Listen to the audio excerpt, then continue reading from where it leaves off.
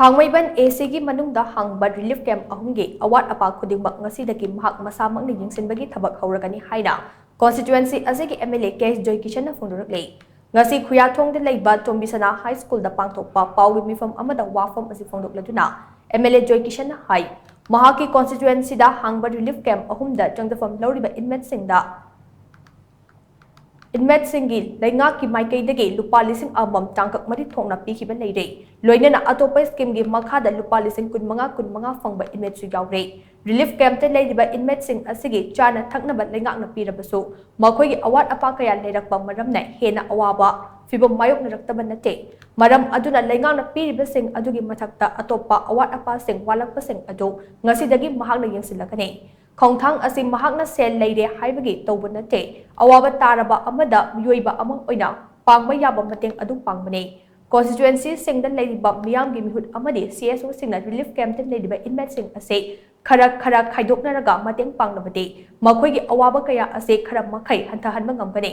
mahaki constituency da hangba relief camp ahum leiriba Mahairoi singna makoi gi school chatpa matamda khudongchadaba kaya thengnariba ase koknaba iriso sing sel piraga nek laba matung service tawba hawlagani haina MLA Joykishan na makha chana phongdokhe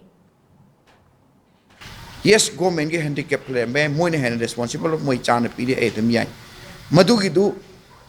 dauraga walak pasingse masidi aina ke mohum sigi te dum aina masidi hawre edum loi yengjanjargani moi da ina yamna masi hai ni yam luxurious lifestyle ne akon afford tawunga moi da adum madu hairak batu da akon ngamni ha bisunati adu bu aigi tawum thokpa daita loi yengsen ba angang sing narak elba adagi mai firon walak pana changai bu day to digi sang da yadu sing madu de koi dum daita logan mamang da su koi gi swansapur de family ma koi mamang de leiri magi matar ma akoi jenims de leiri fusbo dum leiri ma kini transport tawgi family du akoi gi relief camp si hangba horakol aina family ama khaktuhan adapt taw hogibin ai gi site gi dum mangon 30,000 ama supi atoba basic facility map aina honorable MLA me amda city idna me amda khaga pangbi rei government side si magi ton pangtana adum khara pakari safai heta aduna ro different akoi nara posing si akoi tongan ba ai gi loina ba akoi volunteer me am su chalaga akoi especially akoi na attention hena picture si education ga medical ga ni sini piris